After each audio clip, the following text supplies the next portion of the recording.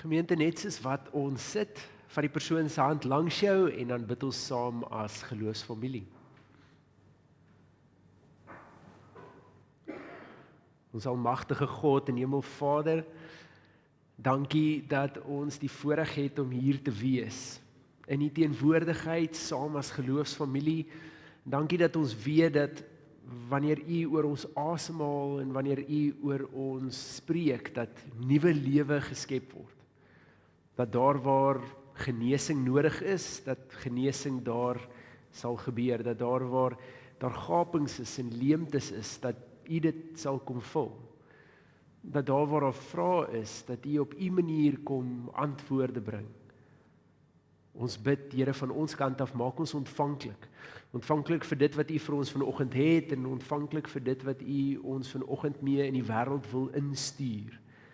Mag hierdie woorde vandag nie net oor ons koppe vlieg nie, maar mag dit werklik indring in ons harte, wortel skiet in ons lewens en vrug dra. Mag dit impak hê in ons gesinne, in ons families, in ons gemeenskap en oral waar ons verder betrokke is. Ons bid hierdie Here nie omdat ons dit verdien nie. Ons bid dit omdat U die prys reeds betaal het. Omdat U die weg gebaan het, omdat U ons vooruitgaan. Dankie daarvoor. Amen. Ons teksgedeelte kom vanoggend uit Spreuke 4 vers 20 tot 27.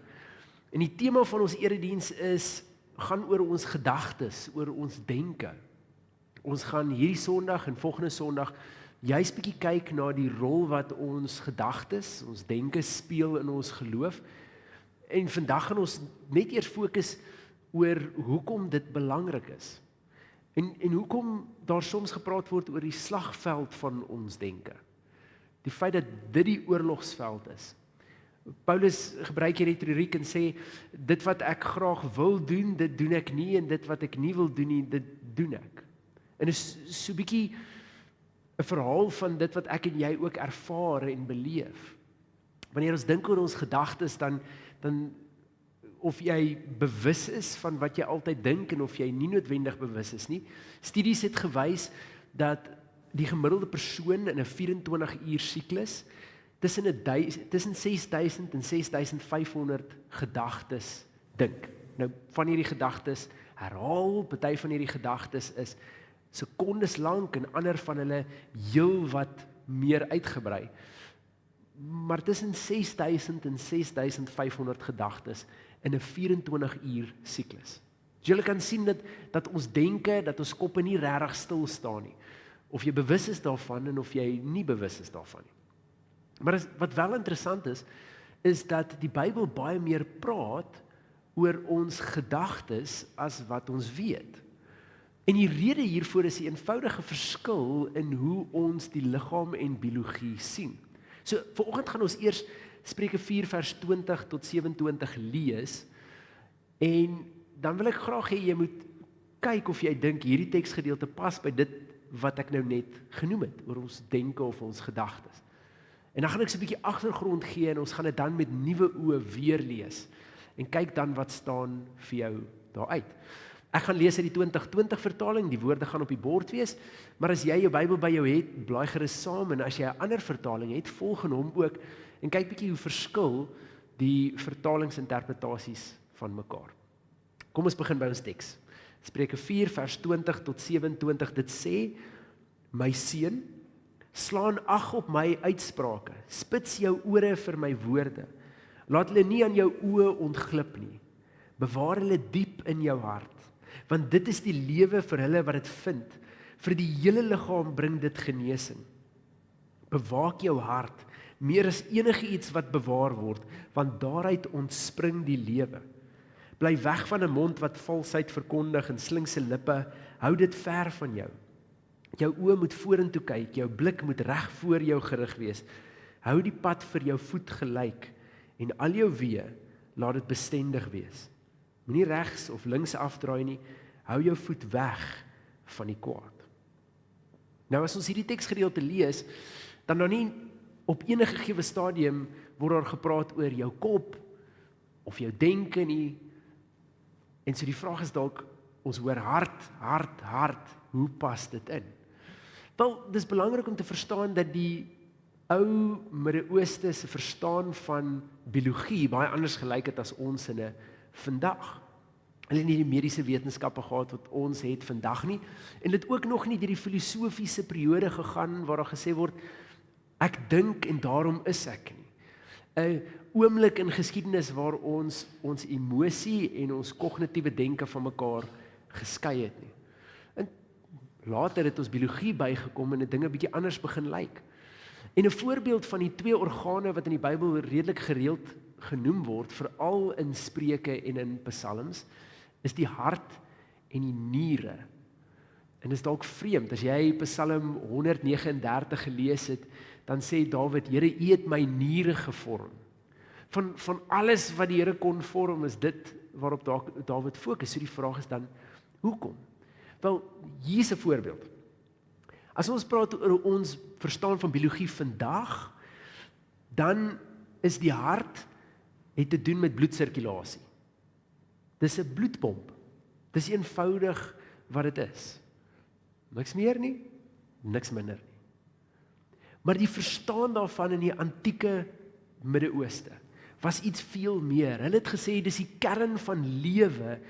Dis waaruit al jou emosie kom, maar dis ook waaruit al jou denke kom. Jy dink met jou hart. Jy neem besluite met jou hart. Alles wat ons vandag toedien aan jou kop, jou redenasie vermoë, vir die antieke nabye Ooste kom alles uit jou hart. Jou gedagtes, jou begeertes, alles het gekom uit jou hart. Selfs met ons niere nie, alhoewel ons nie vandag oor die niere gaan praat nie, het ek net gedink dis oulik om die voorbeeld in te vir ons mediese verstaan is die niere 'n filtrasiestelsel. Dis wat die niere doen. Maar vir die ou nabye Ooste, vir die antieke nabye Ooste wêreld, was die niere jou diepste gedagtes en diepste emosies, amper so bietjie soos jou onbewussyn. En dis die rede hoekom wanneer Dawid in Psalm 139 bid en sê, Here, U deurgrond my, U ken my gedagtes, dat hy sê, U het my niere geskep. U weet wat is my diepste begeertes, my diepste emosies en my diepste gedagtes. So wanneer ons dit nou in gedagte hou, dan wil ek hê, ons gaan nou weer na die teks lees. En wanneer ons nou die teks lees, hou in gedagte, dat die hart is die plek waar jy redeneer, waar jy besluite neem, en waar jy begeertes het. Kom ons lees ons teks weer saam.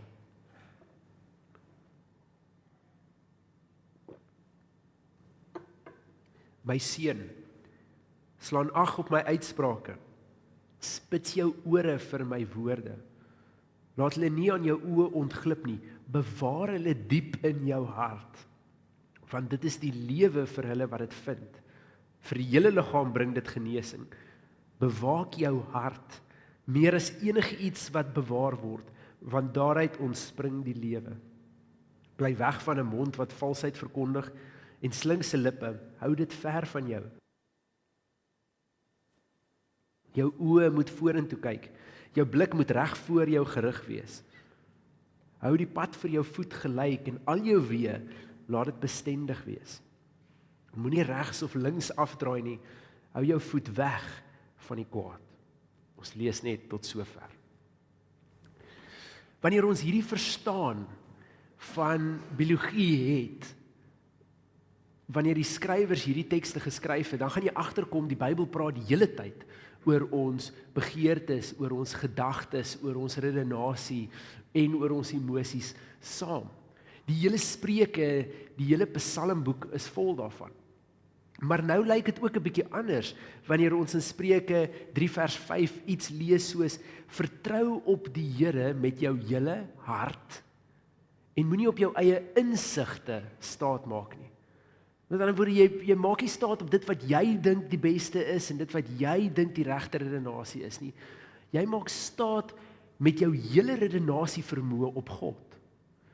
Of as die teksgedeelte iets soos dit sê in Spreuke 27 vers 19, soos water 'n gesig weerspieël, so weerspieël 'n man se hart sy karakter, sy wese.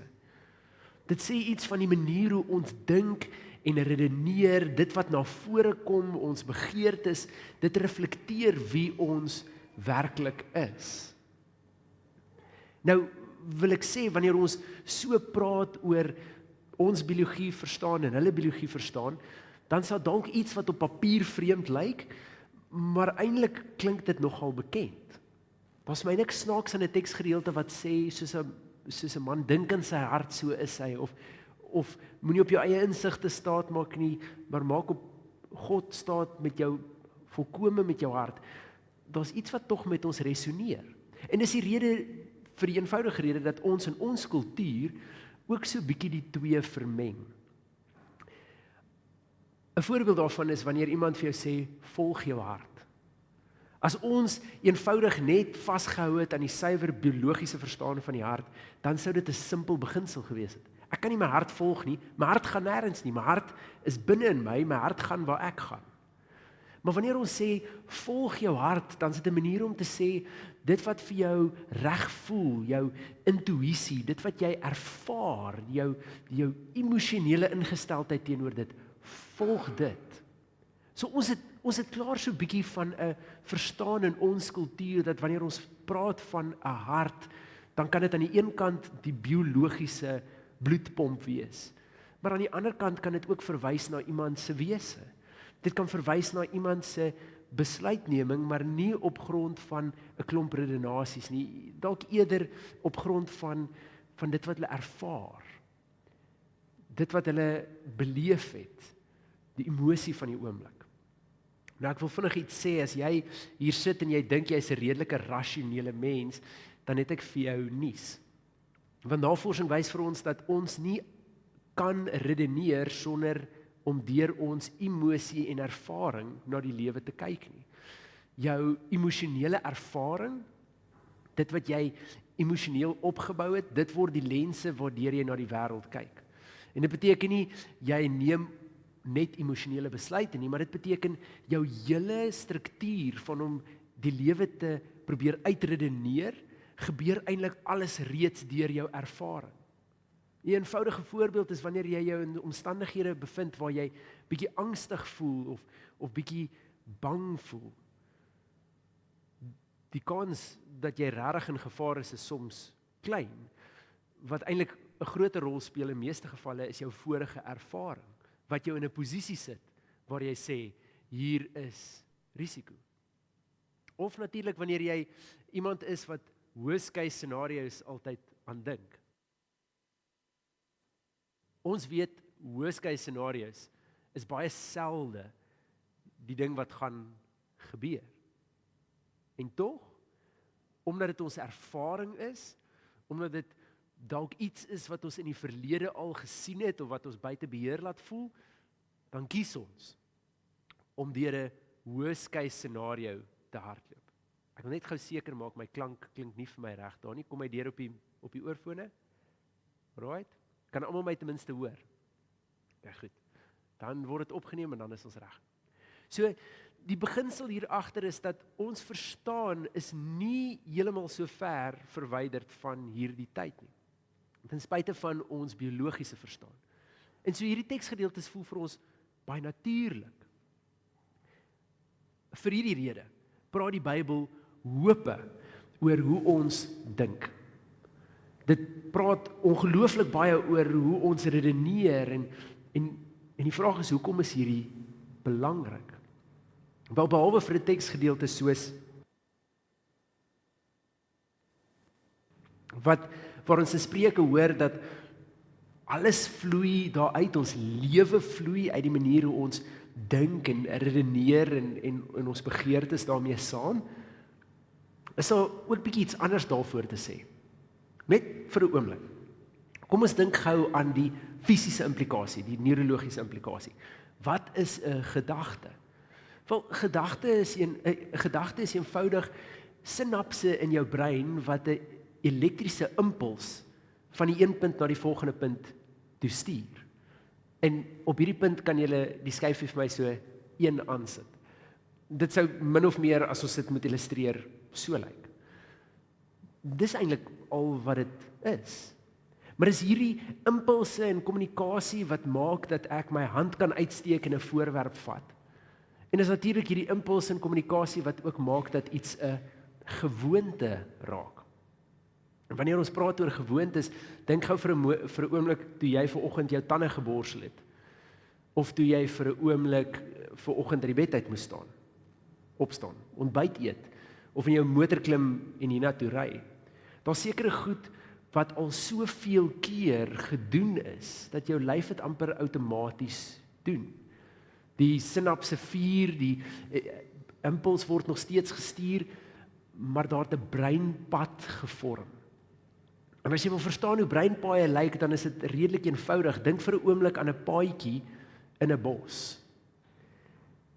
As jy hom die eerste keer stap, dan lyk dit onbekend en dis moeite om deur hierdie pad te kom. Maar hoe meer jy hierdie selfde paadjie stap, hoe meer trap jy die pad uit. Totdat daar so 'n duidelike paadjie is dat dit eintlik moeilik is om 'n ander pad te vat. Hierdie word die eenvoudigste pad. Nou vir alledaagse goed in ons lewe soos motorbestuur en tandeborsel is dit goed, maar dit werk ook so vir die manier hoe ons dink oor die lewe. Wanneer ek 'n sekere manier dink, dan word dit die breinpad. En elke keer wanneer ek op so 'n manier aan 'n situasie dink, word daai pad duideliker en duideliker en duideliker. Hy word sterker as te ware. Dit word die maklikste pad om te gebruik. 'n Voorbeeld hiervan sou wees as ek iemand is wat baie negatief dink oor goed. Die oomblik wanneer 'n situasie oor my pad kom, dan is my eerste reaksie, hoe erg gaan hierdie wees? Hoe swaar gaan ek hieraan dra?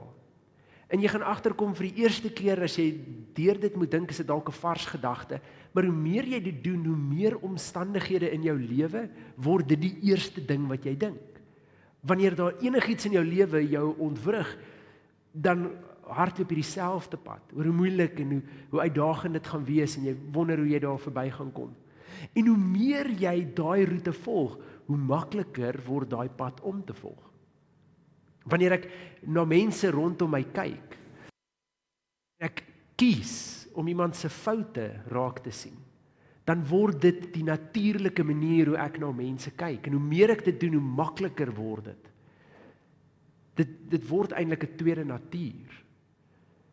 In alles in my lewe, my denke neurologies vorm 'n pad en 'n patroon en dit word vasgelê. Nou, die goeie nuus is, dis nie permanent nie. Ons kan breinpaaie verander. En hulle praat van neuroplastisiteit. Dit wat die breinpaaie wat gevorm is nie permanent daar nie. Dit is soms moeilik om hulle te verander, veral 'n breinpad wat ons die hele tyd versterk het, maar dit is altyd moontlik om nuwe paaie te vorm. Met ander woorde, nuut te dink oor goed, op 'n ander manier te dink oor goed.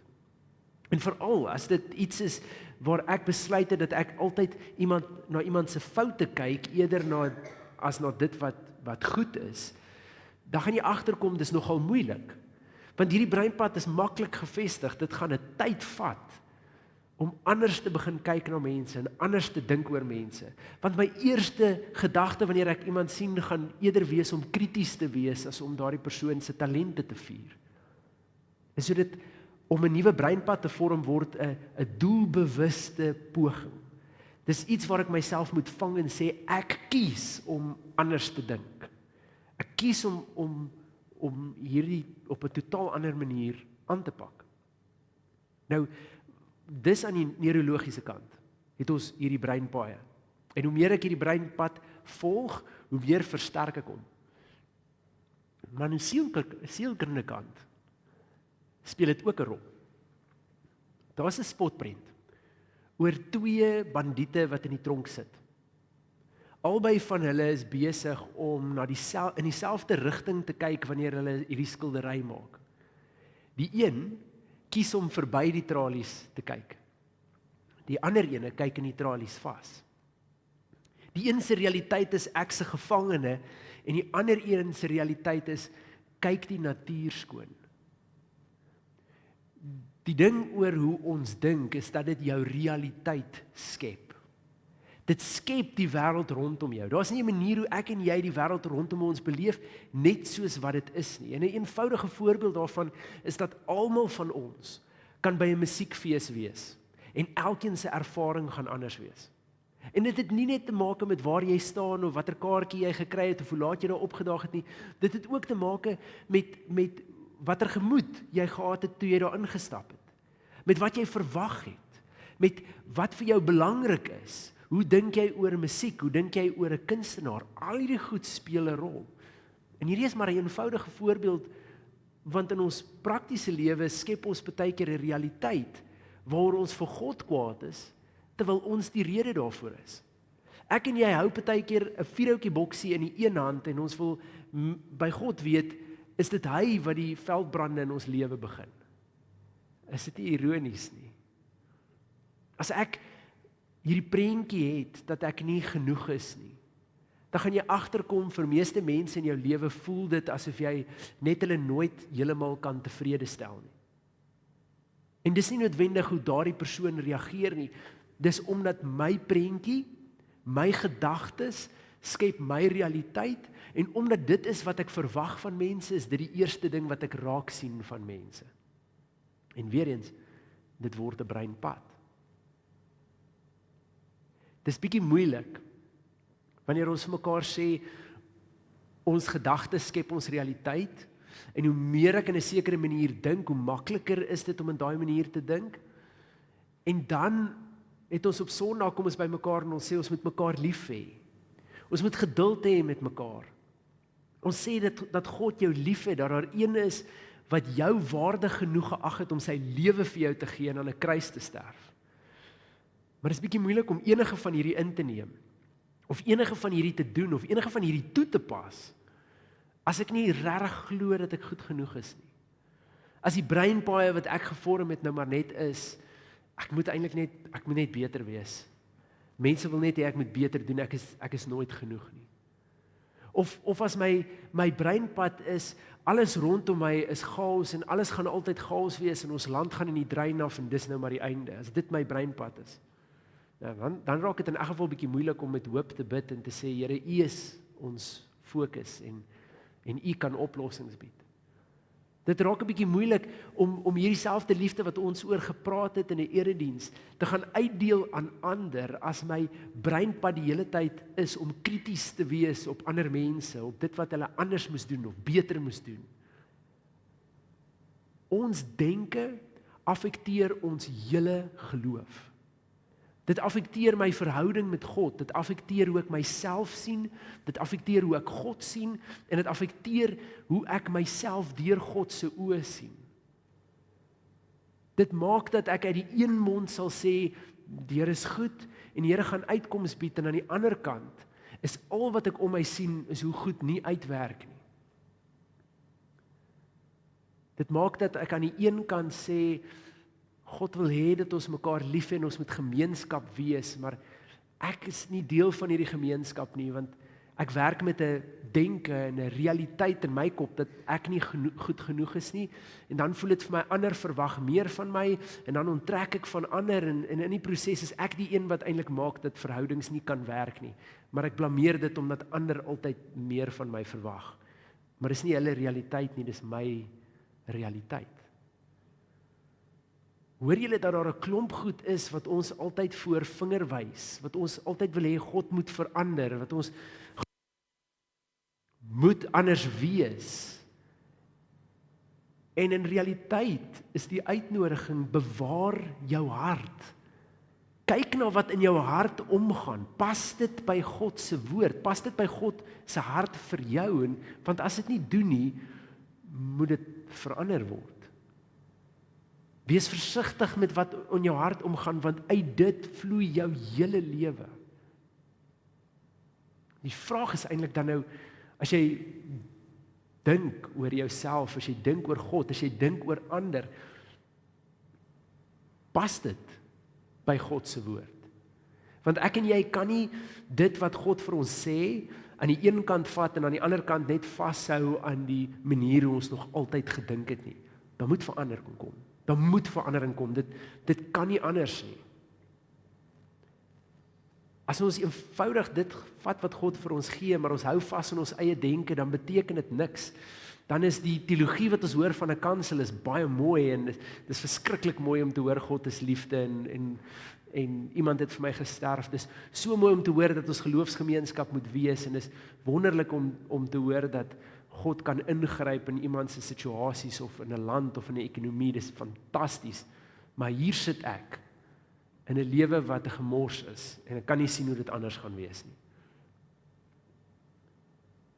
Daar's 'n rede hoekom die Bybel sê laat julle gedagtes vernuwe word deur die Gees. Daar's 'n rede hoekom die Bybel soveel klem lê op ons gedagtes en die manier hoe ons dink, want uit dit begin alles van my lewe. So as jy tot op hierdie punt nie heeltemal seker is waaroor ons praat of hoekom hierdie bymekaar nie, is die kern van vanoggend se boodskap, is al wat jy hoef te onthou en dis dit. My gedagtes bepaal my geloofslewe. My gedagtes bepaal my geloofslewe. So die volgende keer wanneer ek weer in gebed is en ek wil vir God vra, hoekom werk hierdie nie en hoekom werk daai nie, moet ons dalk eers begin met, is ek besig om reg oor hierdie ding te dink? Of hak ek vas in my ou patrone, wat nie iets sê van God se koninkryk of God se verlossing nie? Wat nie pas by die manier hoe God my sien of hoe God die mense rondom my sien nie. My gedagtes bepaal my geloofslewe.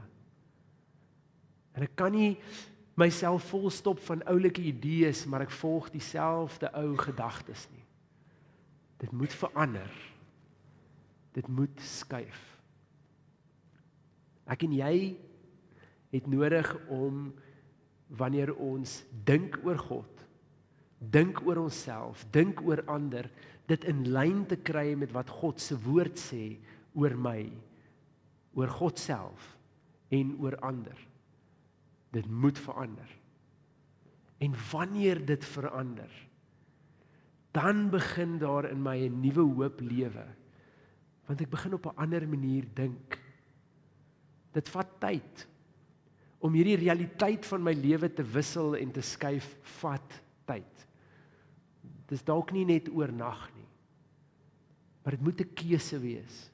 Dit moet 'n besef wees dat die manier hoe ek dink oor hierdie situasie, die manier hoe ek dink oor hierdie mense, die manier hoe ek dink oor myself, moet verander. En elke keer wanneer ek myself vang op hierdie ou patroon, is dit dalk nodig om te stop en te sê, ek kies om te dink soos wat God in sy woord vir my sê om hieroor te dink. Ek kies om hierdie na te kyk in 'n ander manier. En hoe meer ons dit doen, hoe meer skep ons 'n nuwe paadjie in die bos. En groei die paadjie wat lank uitgeloop is, weer toe, totdat dit weer die moeilike paadjie word om te gebruik. As ek lank genoeg gekies het om mense om my se gawes te vier en okay te wees met wanneer daar foute inglip, dan kom jy ook agter dat oor tyd word dit moeiliker om krities te wees op mense. Wanneer ek al meer moeite gedoen het om God se hoop en God se lig in 'n stikkende wêreld te sien, dan word dit al hoe moeiliker om 'n wêreld te sien sonder hoop. Wanneer ek al hoe meer begin dink het oor myself soos wat God oor my dink, dan word dit al hoe moeiliker om myself te sien sonder waarde of as nie goed genoeg nie. Maar dis 'n paadjie wat moet verander word. Bewaar jou hart, want uit dit vloei jou lewe. Amen. Met hierdie